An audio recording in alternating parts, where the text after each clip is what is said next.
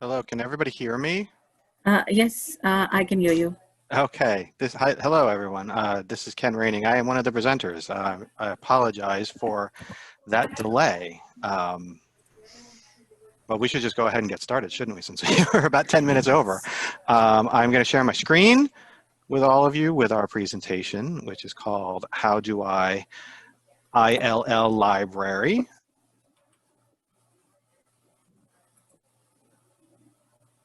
Outreach and collaboration with Library 101. Yes.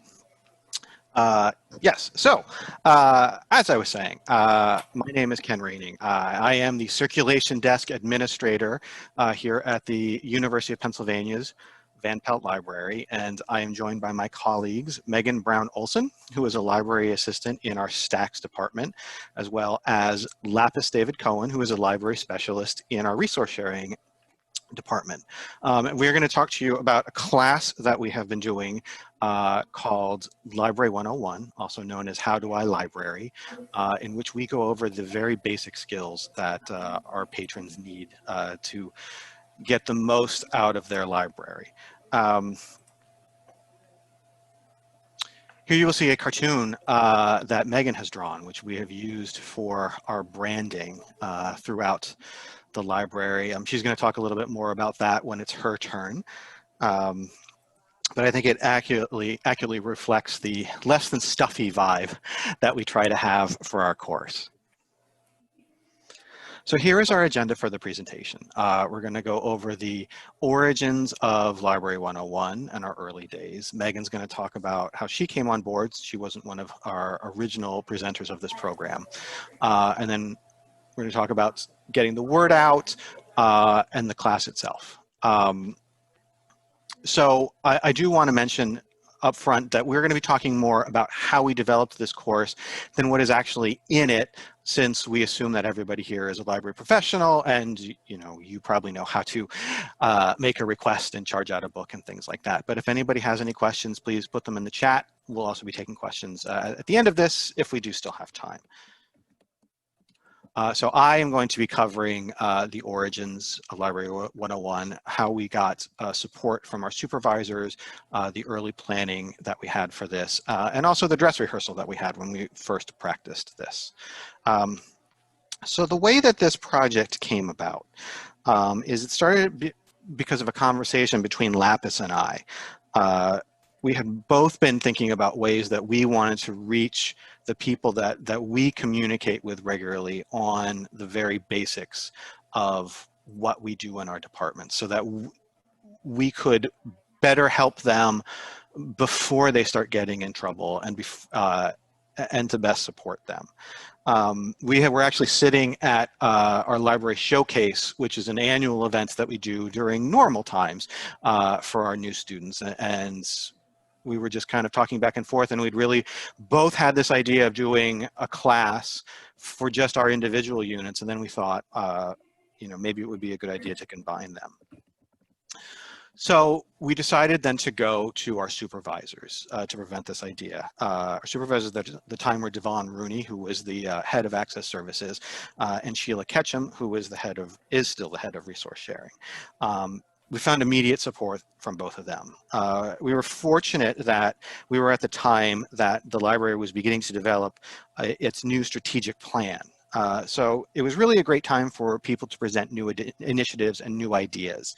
Devon and Sheila were really instrumental in helping us to schedule and promote the event within the library structure. They had a much better understanding of booking class time and connecting us with the people who do promotion throughout the library. And it also allowed us then to focus on the content of the course. At that time, we also decided that we should reach out to the third member of our Access Services, Public Services Department, which is the Stacks, and invite them to participate. So the early planning was done between Lapis and myself and Ben Webster, who is also one of Megan's colleagues in the Stacks and was our early co-presenter. So we met and discussed the areas that we wanted to cover in this class, breaking down the course down into 3 basic sections: finding a book and making requests for things within the library system, which was covered by stacks; making requests for materials outside of our system through various interlibrary loan and document delivery services, which resource sharing covered; and checking out picking up requests and general patron problems, which was covered by circulation.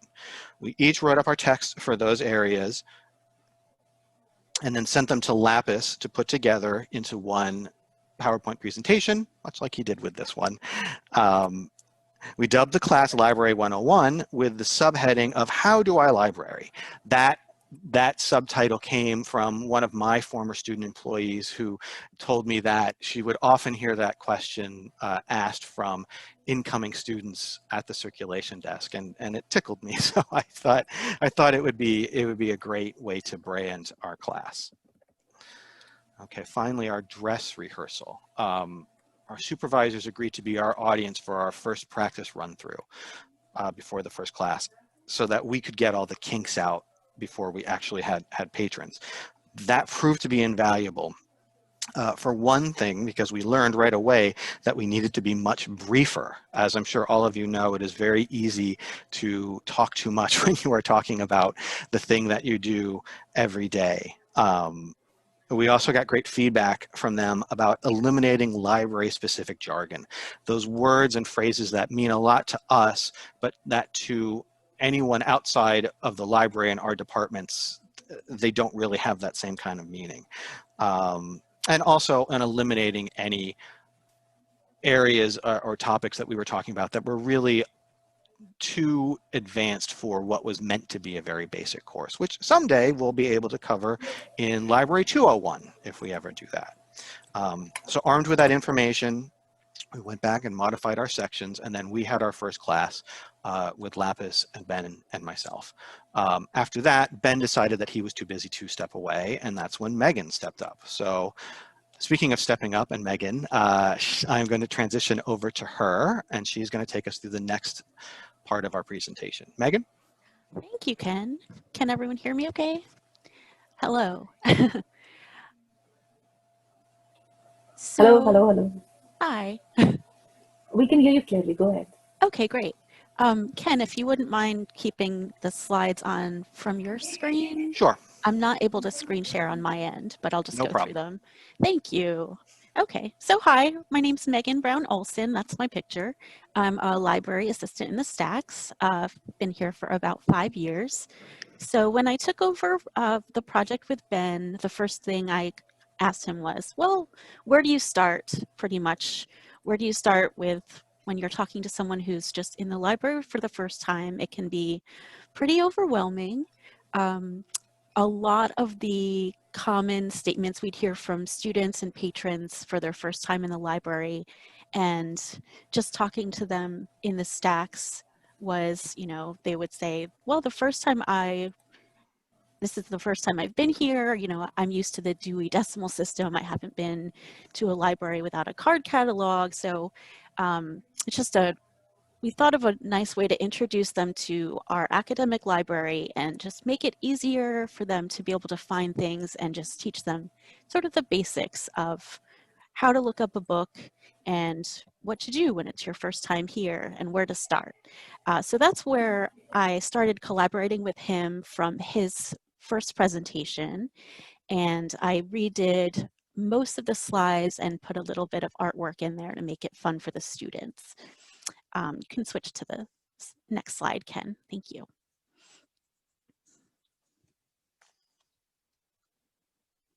Thanks. So here's a little gallery of the slides I put together. This is part of the presentation for my portion of the Library 101 class.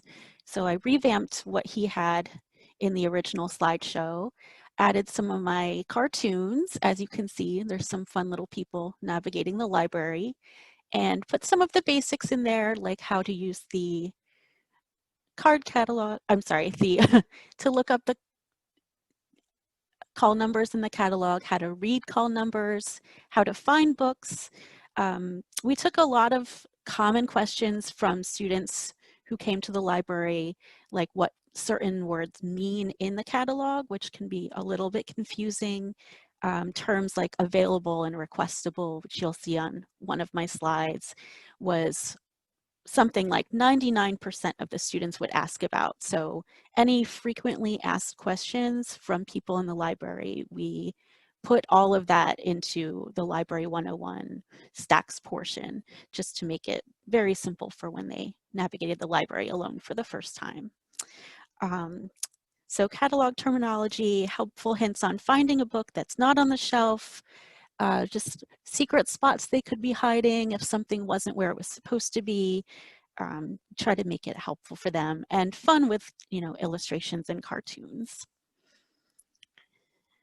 And then if you want to switch to the next slide, we also used our little characters to make more branding for the Library 101 classes and signage.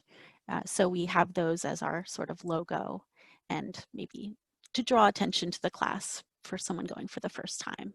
So that was what I brought to my portion of the presentation and class so far. And now I'm going to pass it over to Lapis with the next section. He's going to discuss our collaboration, outreach, and future plans for Library 101. Greetings, thanks Megan, and apologies once again to everyone for the technical difficulties. Ken, can you maybe try, if you have the choice, to stop sharing your screen? And let me see if I can now share my screen. And huzzah, all right, small successes. Last time I did a online panel, the fire alarm in my building went off, so maybe it's my fault. Sorry, folks.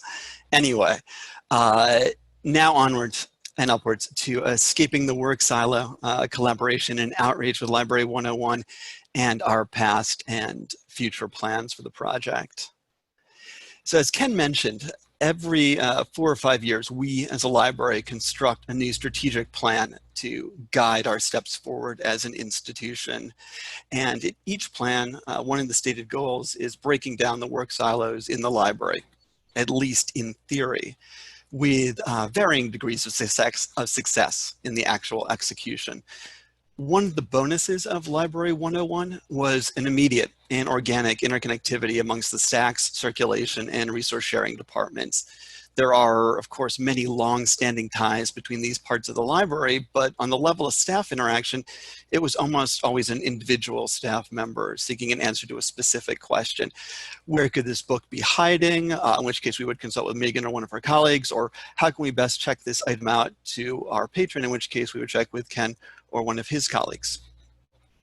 The planning process for Library 101 necessitated a more holistic view of each of our departments, working together towards building even better lines of everyday communication and workflows in our areas of overlap. At a basic level, we were working with each other on a more regular basis than ever before, and at the same time, we were getting a better overview of each other's departments and responsibilities, which we could then share with our coworkers in our own respective offices. A natural outgrowth of this is that we were invited to present the Library 101 project to a broader audience of library staff at a public services meeting cutting across many different areas of the library. We found this to be helpful on several fronts, and we were able to share with our colleagues what we did as departments. We were also able to give them some of the behind the scenes secret sauce information so that they could better serve their own constituent patrons if any questions related to our own respective services arose.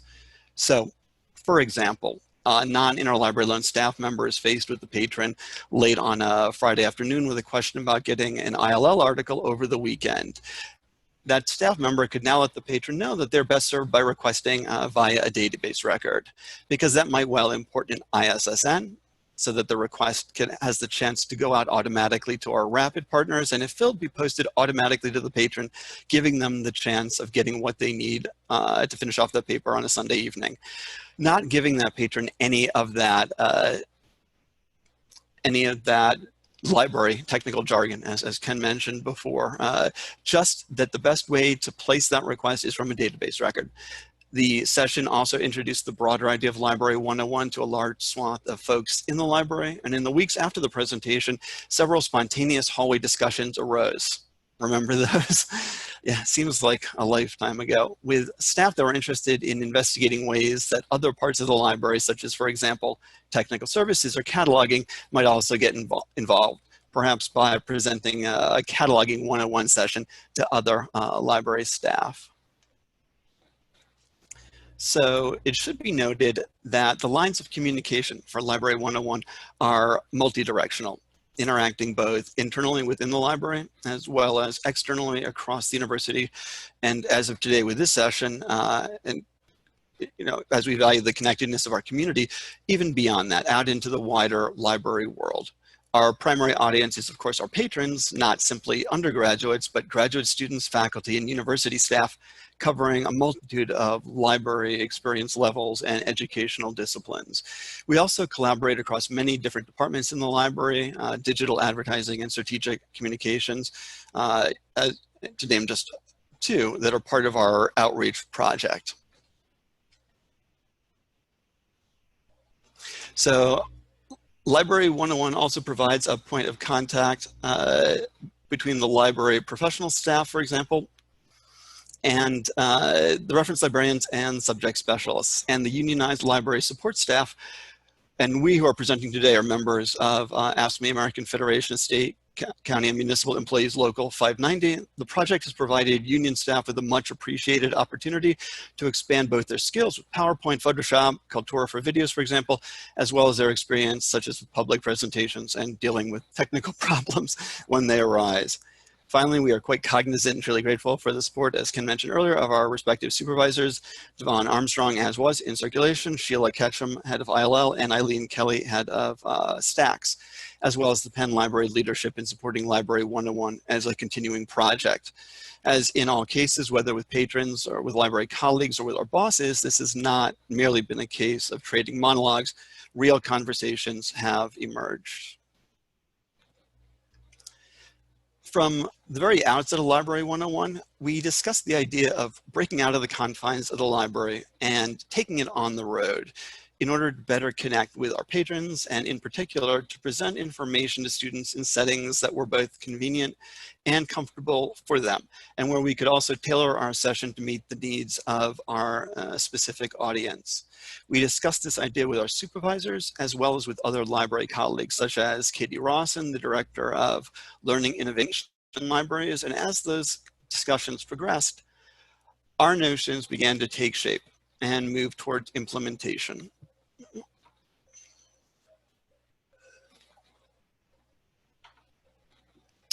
So with sessions planned in collaboration with our college houses at Penn, several international student organizations, the Center for Undergraduate Research, the Weingarten Writing Center, setting up Library 101 office hours, either in or out of the library, and also working out the best ways to collaborate with our teaching, research, and learning department, or subject specialists, who could provide more in-depth pedagogical help with advanced research needs. We had made clear from the outset of our project that we were in no way trying to usurp any of the responsibilities of the reference librarians, only to provide basic library information and best patron practices. We did hope to promulgate a cross-pollination where we could point patrons to reference librarians for more complicated research questions, those that fell outside the scope of our remit, and in turn to have those librarians refer patrons who were simply looking for info on the basics back to us in Library 101. Well, those were our plans. And then COVID-19 changed all of our realities, canceled all of our in-person teaching events, all of our in-person interaction as a whole, and made us reevaluate the best way forward.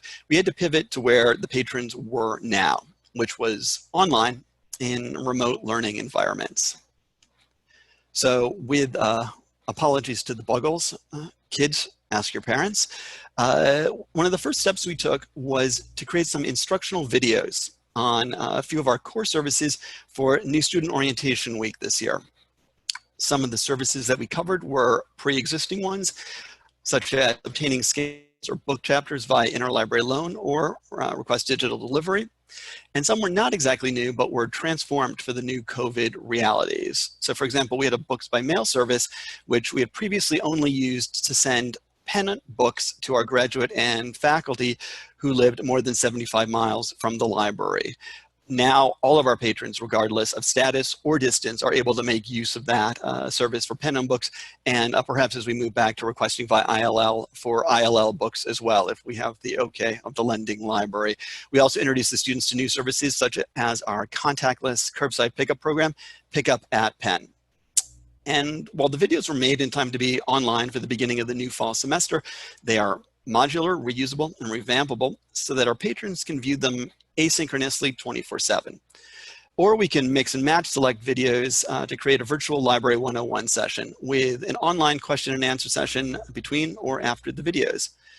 The opportunity to ask us questions directly is always one of the most popular aspects of our live classes. And in fact, every single session we've ever done has been so filled with questions and follow-ups, and I'm hoping that may hold true today as well, that we always go to the very last minute scheduled, often continuing to answer queries in the hallway outside afterwards. As the videos are brief, 5 minutes or so, and we have the slide decks used to create them, we can update them with comparative ease as the world and our service models change and evolve. So that's where we were and where we are, and now to peer as through a glass darkly at what the future may hold, which changes every day, as everyone knows. The working plan right now is for continued growth in our online offerings, more videos, workshops, tutorials, potentially office hours via Zoom, being more focused on responding to specific patron questions and needs. And we're also looking forward to an expansion both in the subject areas that we may cover and also staff members that may become directly or indirectly involved in collaborating with us on the project. Beyond that, we certainly yearn for the day when we can safely and responsibly return to in-person sessions. The conversation also continues on ways to make sure that Library 101 is a sustainable continuing project, how to help enable future staff participation and development, maintaining supervisor support, and also ensuring institutional memory, such as in cases where staff or supervisors move on to new positions or responsibilities. As was already noted, Devon Armstrong, the original head of circulation, who was a real proponent and supporter of this project, has moved on to being a director at another library. And finally, franchising.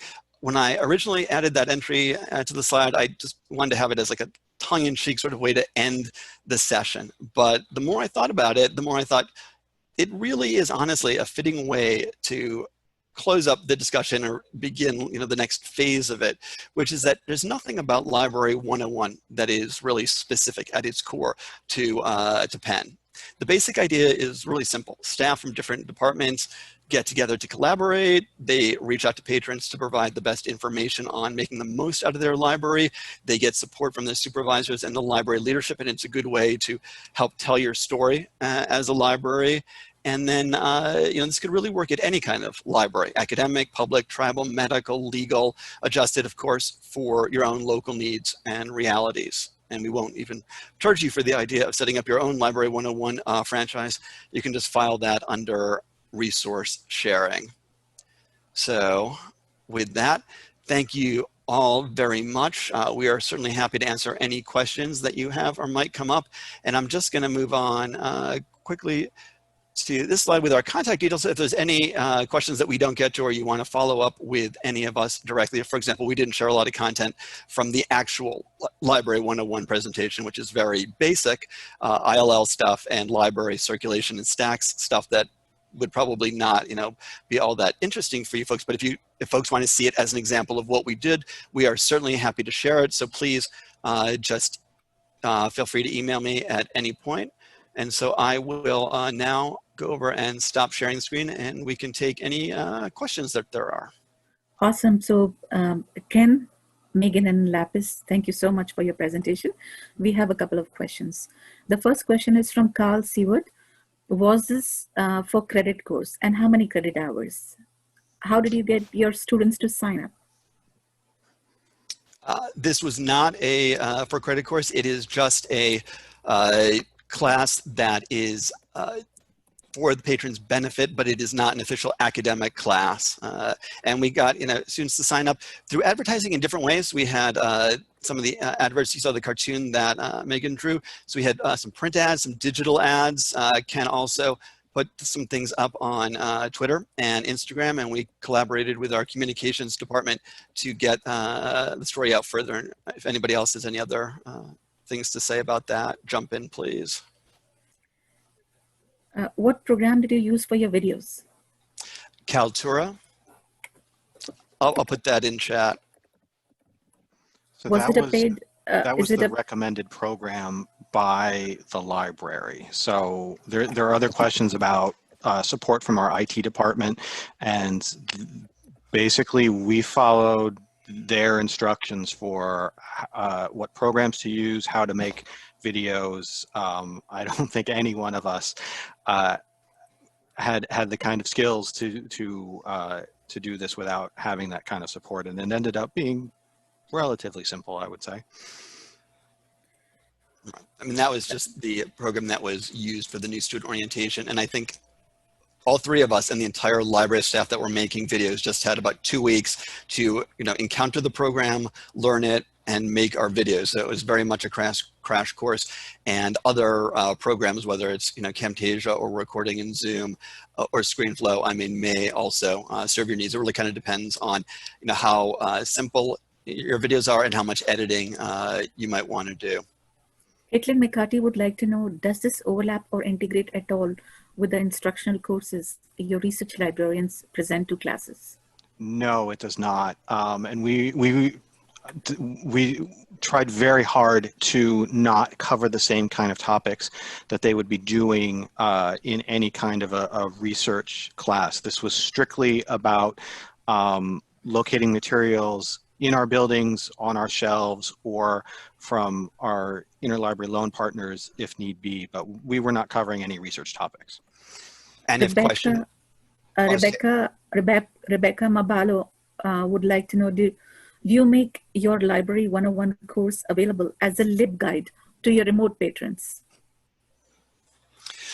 We have not as yet. That was one of our plans early on, and we did not get there because we were focusing on the live presentations. That is one of the things that may emerge, but not currently. So is this Library 101 posted on your website? Not yet. Or posted on any other platform? Not the LibGuide, but is it posted on any other platform yet? So there is an FAQ that the library has set up for all COVID-related questions, which are where you would find the videos that we've recorded for this semester. Other than that, we don't have anything that is available online as of yet. Kind of what, as Lapis was saying, we were focusing more on the in-person courses, and one of those next steps that we wanted to do was to have permanent reference places that people could use. We do have LibGuides for all of the areas that we were talking about. There is a resource sharing LibGuide on our library's webpage, which is library.upenn.edu, if anyone wants to take a look at it. And we have access services LibGuides. So the information that we are covering is located there. It's not branded as Library 101. But it is material that can be found. And yeah, as Lapis was saying, that is something that we're looking to do in the near future.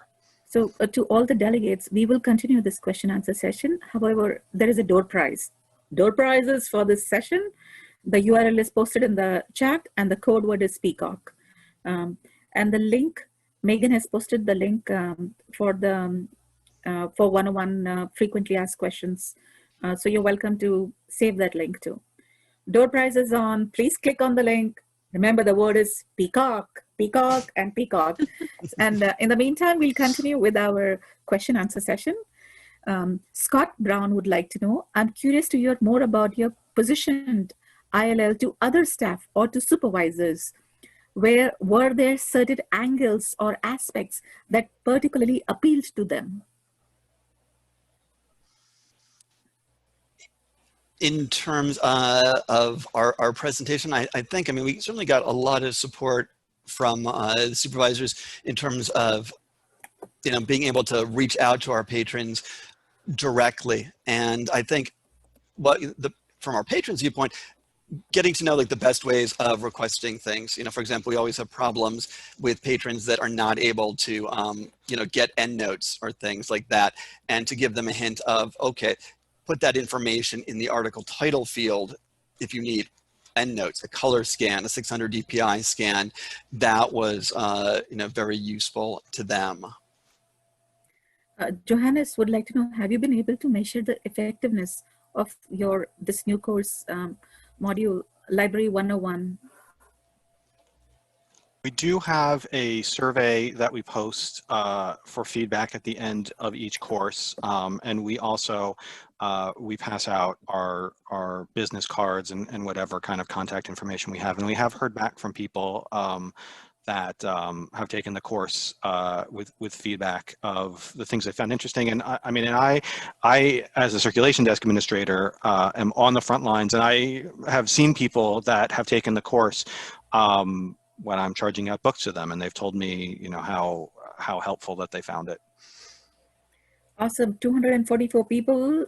The door prize link is posted in chat, and the code word is Peacock. Go ahead, claim your door prize. The next question by Ari Kirby is, do you think there are any challenges in making the course relevant to students from underrepresented backgrounds, such as first-generation college students or students of color?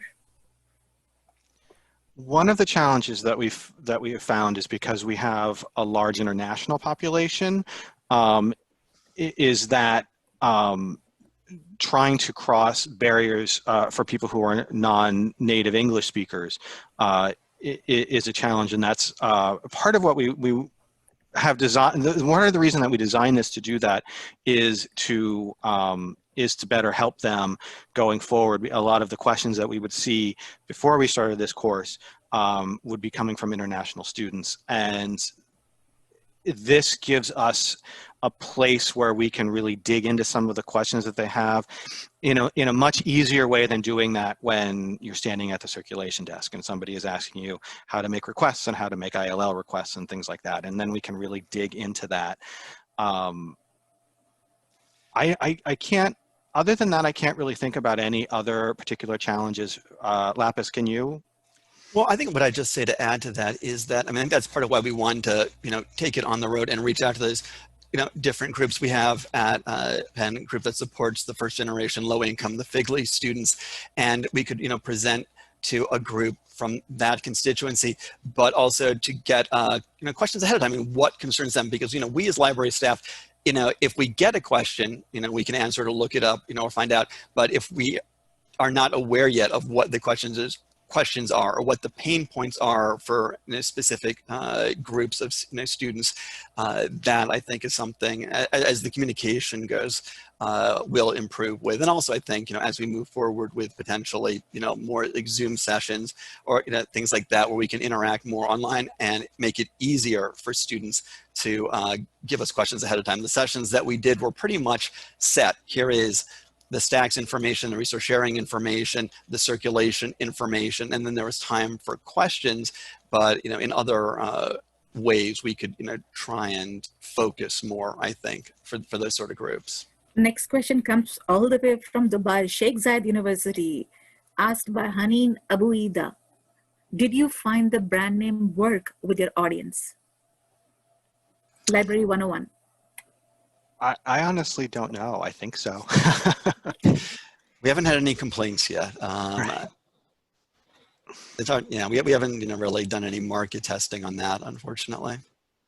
Carl Stewart would like to know, do you have any plans to provide this via Zoom in the future? I think that's something that we're definitely taking a look at. So hopefully so. The next question. So it's a course to make the library user patron experience an easier one? Yes. Yes. That's exactly it. I mean, we're, you know, a pretty big research library, and we have a ton of services. And if you get to our main library homepage, there are many different routes you can go. And you might need to get a book, but you might need to check out VR goggles. You might want to get, you know, a theremin. You might want to say, all right, I want to get this article and it's in, you know, Georgian or Arabic or Sanskrit, am I able to get it? How can I get it? Can I get a scan from materials that are in my library? And I think what we encountered was that patrons were aware of bits and pieces of what they could get, but not in any way a holistic view of it. And we tried to provide the basics. And also in terms of just things like call number, a lot of folks are not going to come in with knowing what a Library of Congress call number, which is how we shelve things in the stacks. So just that basic first step. Here's a book. How do I look it up in the catalog? How do I find it, to, you know, real minutia of like, I need a book for a class and I need to make sure that I have it for at least 12 or 16 weeks. What is the best way for me to get it, or something like that? I only need volume 3 of a 12-volume set. How do I get that? Do your student assistants go through the Library 101, or do you have additional training for them? So they're encouraged if they want to take it. They're not required to do it. A lot of the material that I cover in the circulation presentation is similar to what I present when I am training my student assistants. I tell the same jokes that I do when I'm training them. They do kind of get the same kind of things. And I think for me, certainly having a background in having trained many students and working our circulation desk has made it easier to translate some of that information then over to explaining this to patrons. So this is a really interesting question. Was there a piece of information in our practice version that did not make it to the public version? Yeah, I think Lapis, if I remember, you were talking about using OCLC in the practice version, and I don't think that made it into the final version because we thought that just seemed a little too complicated. Yeah, I mean, it was just, you know, me saying that, you know, patrons can search in WorldCat for a book, and that's going to give them the full, you know, citational information, and then they could request very easily with that information being imported. But just because of the complexity, the jargon, and also just the time that we always just need every last minute, that is something that's probably better served by some of our reference librarians or a Library 201 type class, or, you know, a direct follow-up afterwards. Is there something that could be linked into each class or Blackboard or Canvas or whatever schools are using for online learning? Is this something that could be linked into each class or Blackboard, Canvas, or whatever schools are using for online learning? Yeah, I think so. I mean, I think, you know, it's something that, you know, folks would want to have it in a central location. Say we're talking about getting things branded and having like a better Library 101 central location. And once that sort of thing is established, that is something that could be linked, you know, in various syllabi or in Canvas or however, you know, people are presenting classes. Certainly, I think so. Absolutely. You are referring to this as a course. How long does it take to complete the class? The class itself is about an hour. We actually schedule to have the room, if we can, for an extra half hour, just in case we've gone over. As I'm sure it is in everybody else's academic libraries, class time can be very hard to get. And so the first time we did this, we found there was a class right before us and a class right after us. So we really didn't have any wiggle room for going over. So we publicize it for being an hour, but then we try to book it for an extra half hour so that we can stay a little bit longer if need be. I'd guess it probably takes us about 45 minutes to get through the presentation with then time for questions, but you know, that's just an average. And sometimes we get into something in the middle of the presentation that somebody wants to dig deeper into, and that throws all the timing off. Right. And it's certainly not a semester-long class, but I mean, we might move to like Library 201, 301, et cetera later on. Yeah, and right now we've only been offering this once a semester, and really what we would like to do, if possible, is to do it more regularly. Maybe not once a month, but multiple times over the course of the semester, you know, really kind of thinking about it right at the beginning of the semester when people are getting their materials for the first time, and then again at the end of the semester when people are trying to get their materials before the finals crunch comes, because we see people coming to the library for the first time, you know, right after Thanksgiving or right after spring break. So on behalf of Northwest Interlibrary Loan Conference, I want to thank our panel presenters, and we had more than 270 live attendees for this session. And my name is Manisha. I was your convener. I apologize for the technical glitch, but it worked out to be great. And we email addresses of the presenters were posted in the chat and were there on the slides. So you're welcome to communicate with them. And I want to say thank you to them. In the Indigenous language where I work in Canada, Alberta, with the Musqueam Cultural College. It's a tribal college, First Nations college, and the language is Plains Cree. Mistahi, Ninanaskamon, Pematissowen, Emikosian. Hi, hi, hi. So that's saying that I'm really grateful for this presentation, and God bless all of you in this learning circle. And thank you so much to our presenters. So on behalf of the Northwest Interlibrary Loan Committee, we are very, very grateful. Thank you for sharing this. And I'm glad we did the presentation. So thank you, and thank you for filling the door prize too. Any other comments you want to post, you're welcome to post them in chat. Live recording of this would be posted on the conference website. The transcript will also be posted and the slides will also be posted. Thank you so much. So I'm going to let you go to enjoy the next session. Thank you, Thank Manisha. you. Thank you, everyone. Thank you so much. Thanks for coming, everyone.